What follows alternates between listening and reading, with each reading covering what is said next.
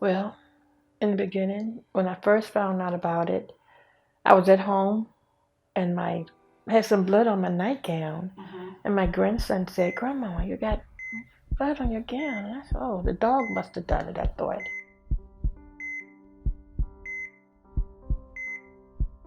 Right. But after I'd taken a shower, it was running down my arm, so I knew it wasn't a dog.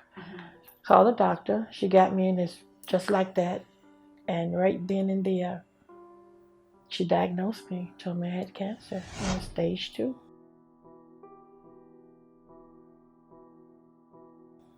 And this is like a same-day visit? Same-day visit.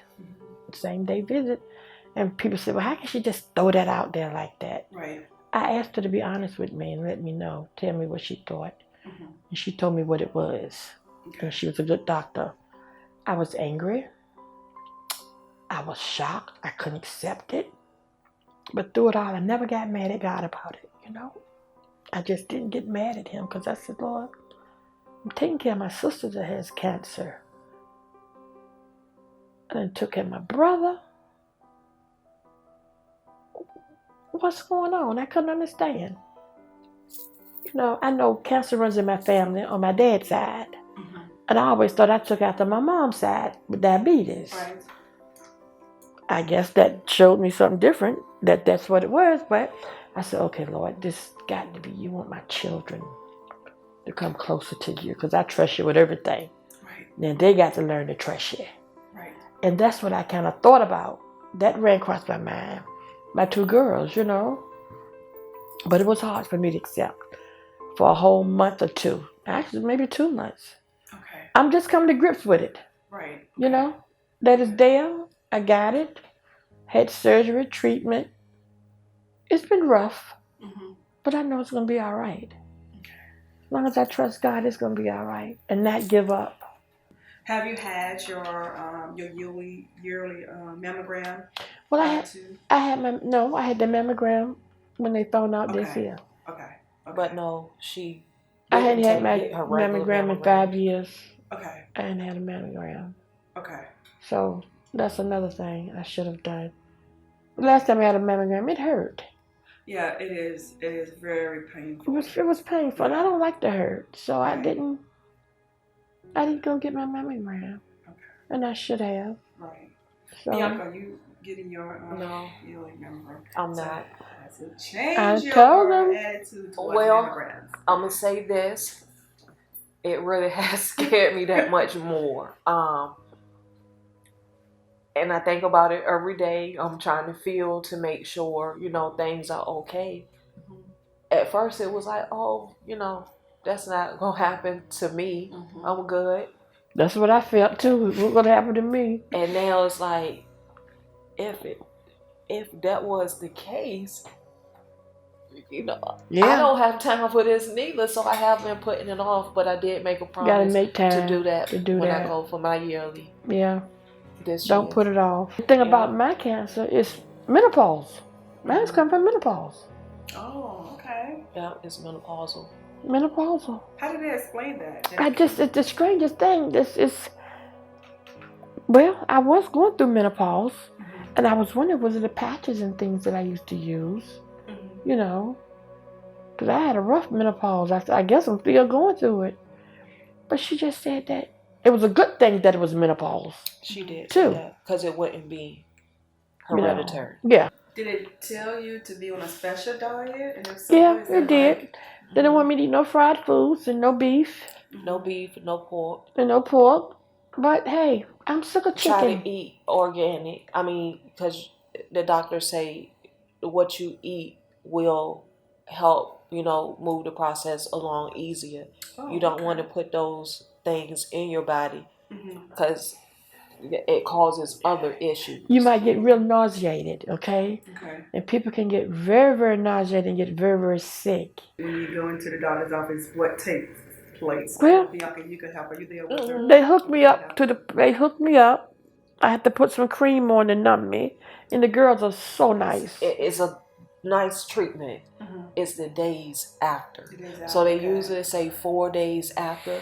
It's going to feel like the flu times 10 hit you. Mm-hmm. And that's what she was feeling it last week. And I think I had told you, I was like, well, it's going to be Friday and Saturday is going to be her rough days day. that she But might not be able to get up. But I got up. She got Normally, up, so. 2 weeks ago, I couldn't get up. Like this week here, I did 3 treatments. And this week here, I can hold my head up and breathe and just say I'm going to be all right. Because at first, my faith, I was about to give up. My brother came to see me 2 weeks ago. I was laying in the bed. I didn't have any hair. I just laid in the bed and just rubbed my head, and all my hair was just falling out of my hand. And to see that, to go on the floor, it was hard. Right. And I broke down and cried in front of my brother. And he felt, I think he started crying too. This is my oldest brother. He started crying too. And then I had to hold my head up and tell him I'm going to be all right. Yes. You know, I told him, they called me every day. I told him I was going to be all right. Don't worry. God got me. I'm going to be all right. I have to get up in the morning and command my blessing. Yep. Command my morning. And I said, this is going to be a good day for me. Or something, even if I feel bad. Even if I look bad. My nail beds have turned black. My hands are dark. This cancer do a lot. My feet. It's done a lot to me, you know, that to make me look at, you know. So I just have to, when I get up in the morning, I always tell God, I said, Lord, I just thank you for another day, you know. Just get me through the day. Bianca, how has this, I know it's hard to see your mother to go through this, but what is, how do you look at it? What is your perspective of cancer home now? That's it, home now. Well, when she first got the diagnosis, the day I was at work, it was like a ton of bricks just hit me. Like, this can't be real. Right. I didn't pray for a long time. I, had those thoughts of, Lord, why me?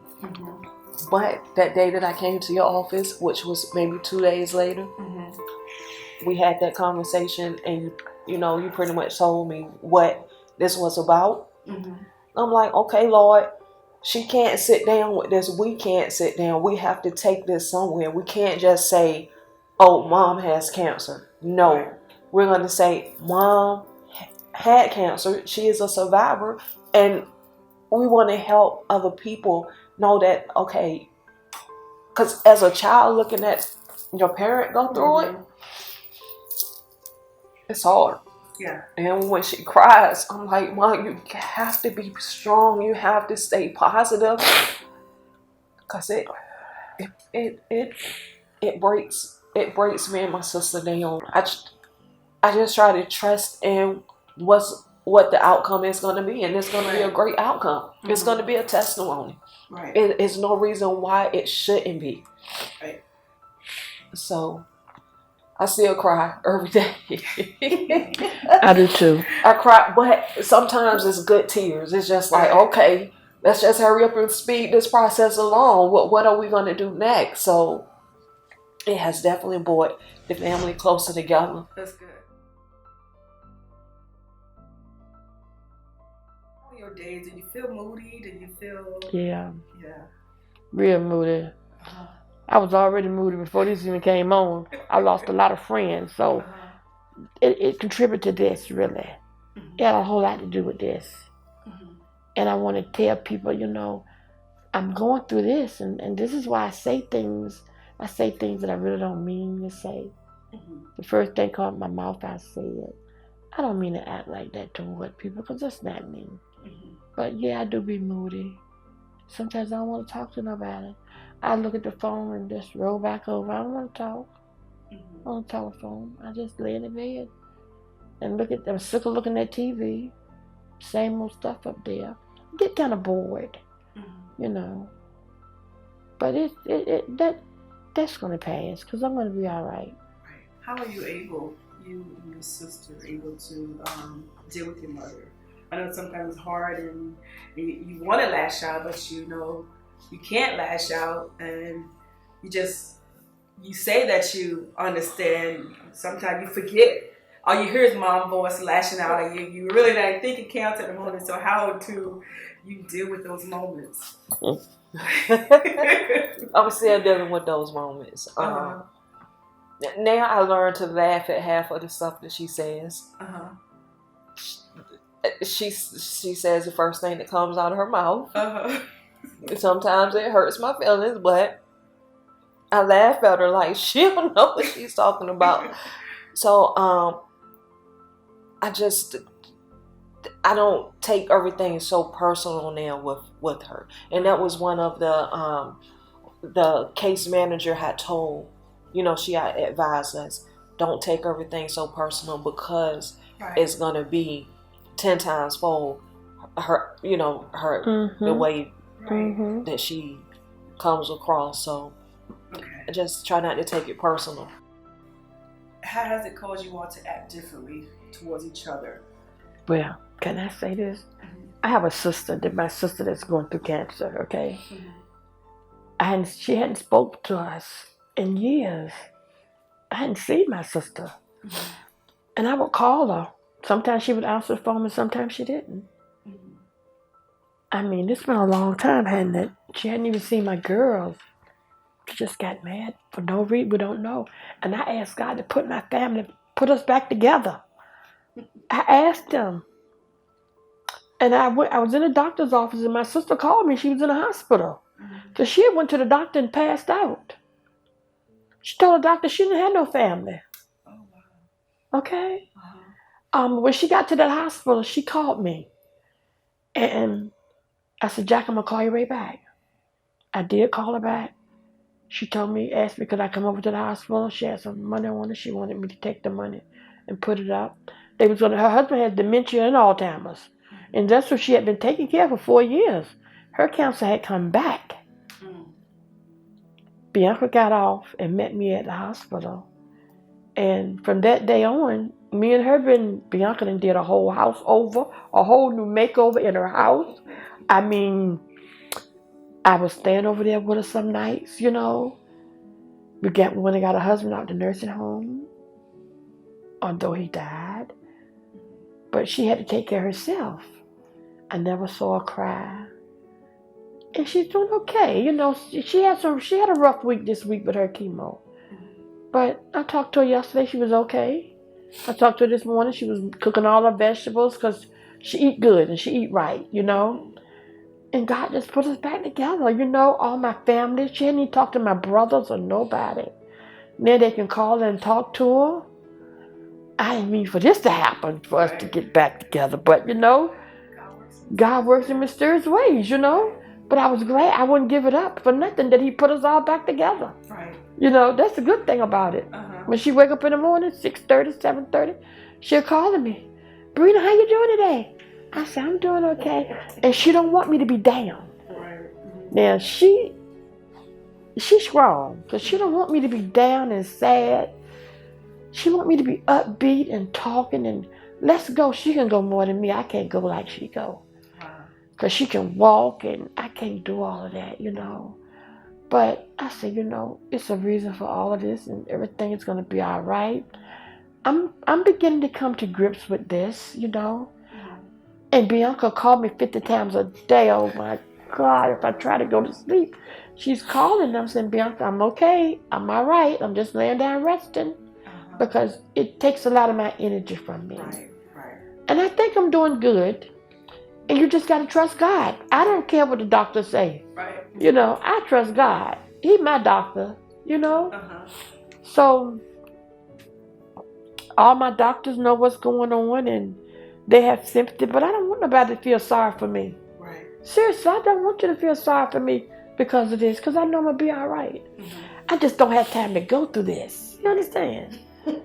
I haven't been in my stores shopping and looking around because I really don't have time for this. And that's what I told God in the beginning. I said, God, I do not have time for this. That was her exact words. And that was my exact words when I found out. I don't have time for this. Is there something you all would like to say to each other?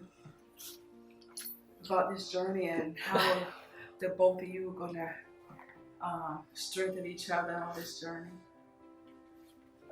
Bianca, I'm just gonna tell you, I'm your mother and I love you. You just gotta bear with me, okay? I don't mean half of the stuff I say, and I know I can sound harsh, but I'm going through something that I hope you never would have to go through, okay? And you just gotta trust God that your mama gonna be all right, okay?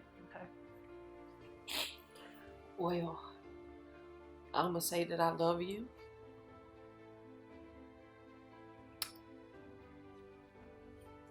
And I'm gonna be all right. Oh, I did good. I didn't really cry a lot. we don't tell each other we love each other enough. We don't hug each other enough. But I am proud of you. I'm proud of y'all too. And we're gonna get through this. Yeah, we're gonna get through this. We're gonna get through this. And when I feel bad, I will let you know that I'm feeling really, really bad. So you don't have to call me all day long. Because she'll call me all day long and I'm trying to sleep. You know. And I know it works, so she'll call me in the middle of the night. I think she called me around 2 something the other night. She'll text me, and I said, oh, this girl didn't text me. Because she worried. You just got to trust God. Because it could have been a lot of nights I could have slipped away with this diabetes, with all that sugar, you know? And God kept me. Right. So, you know, and there's other things that happened that God kept me. So I know He's going to keep me through this.